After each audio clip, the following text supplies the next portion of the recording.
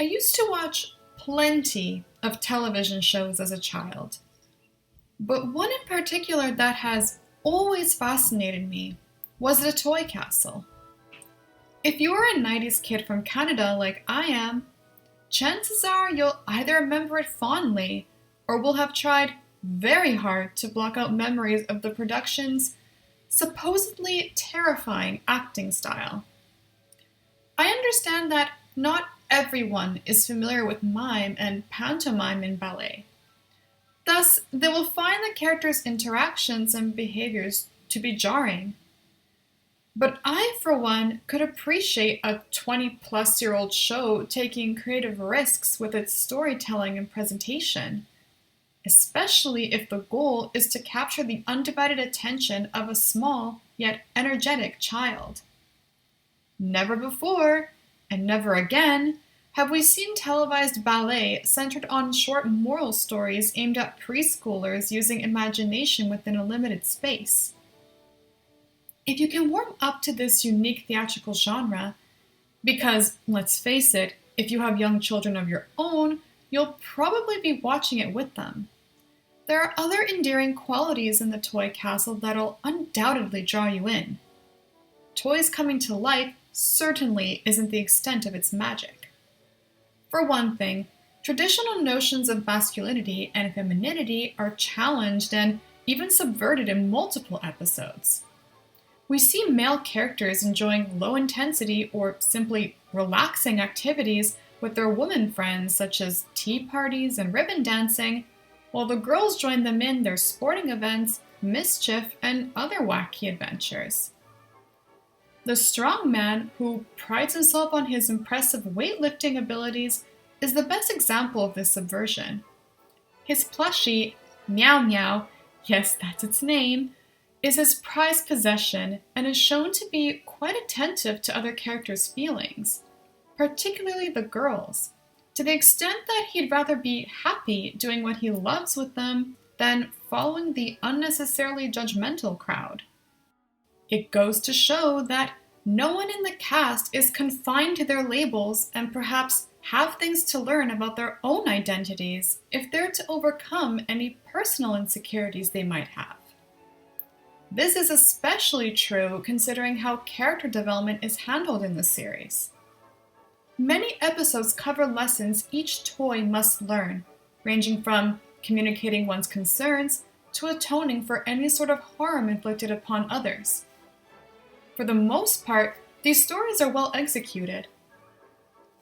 Some of them prove that even the smallest of conflicts can become more serious if left unaddressed, and others test the strength of friendship in the sense that the toys develop sympathy toward another peer's situation, refusing to part ways altogether just because they can't or don't always feel like spending time with them.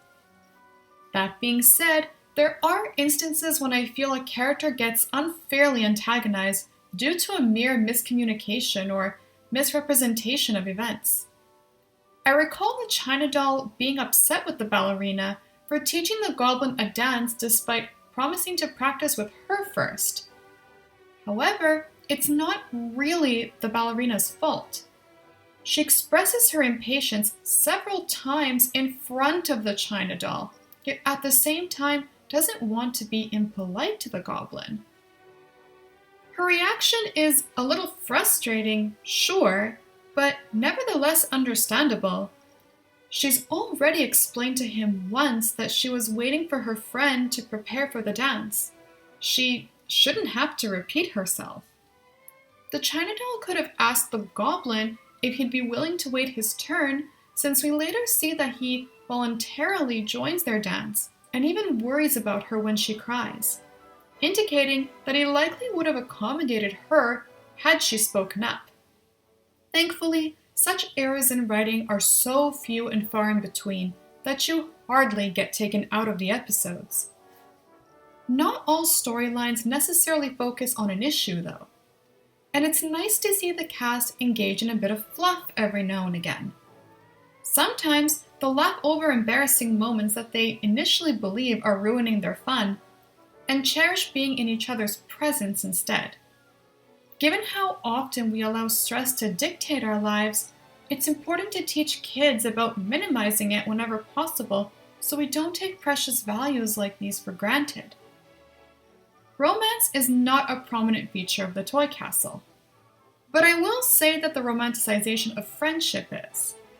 The only canon romantic relationship is between Papa Mouse and Mama Mouse, but their marriage is a background detail.